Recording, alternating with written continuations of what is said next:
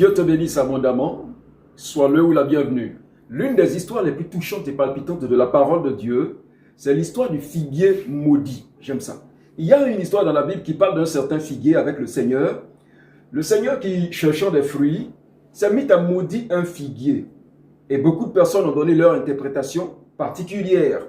Aujourd'hui, je vais t'expliquer ce dont il est question dans cette histoire concernant le figuier qui a été maudit. Qu'est-ce que cela signifie? Nous allons tirer notre passage de ce soir dans le livre de Matthieu. Matthieu chapitre 21, nous commençons à lire au verset 19 jusqu'au verset 20. Prends ta Bible et écoutons.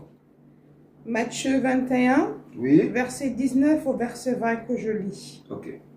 Voyant un figuier sur le chemin, Oui. il s'en approcha. Mais il n'y trouva que des feuilles. Et il lui dit, que jamais fruit ne laisse de toi. Et à l'instant, le figuier sécha. Les disciples qui virent cela furent étonnés et dirent, comment ce figuier est-il devenu sec en un instant? Amen. Parole du Seigneur. On peut éteindre. Dieu te bénisse abondamment. Alors, j'ai dit que le Seigneur avait envie de manger.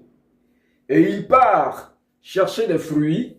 Et sur un figuier, le Seigneur constate qu'il n'y a point de fruits. Il n'y a que des feuilles.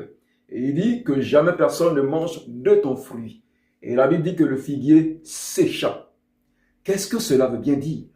Je vous ai dit quand j'ai commencé cette analyse, les analyses bibliques, que tout ce qui est dit, tout ce qui est écrit a un sens. Ce sont des paraboles. Vous convenez avec moi que le Seigneur ne va pas se lever aller maudire un arbre comme ça, de manière hasardeuse. Il y a quelque chose que le Seigneur veut nous expliquer. Et pour comprendre cela, nous allons d'abord connaître la définition du figuier. Pour que tu connaisses le sens de cette parabole, qu'est-ce que le figuier? Pourquoi c'est ce figuier-là qui a été maudit? On va aller dans le livre de Luc, chapitre 13. Et en Luc, chapitre 13, on va lire à partir du verset 6 à 9. Écoute la parole du Seigneur. Luc 13, à partir du chapitre 6 à 9 que je lis. Oui, Il dit aussi cette parabole. bien sûr. Un homme avait un figuier planté dans sa vigne. Il vint pour y chercher du fruit et il n'en trouva point.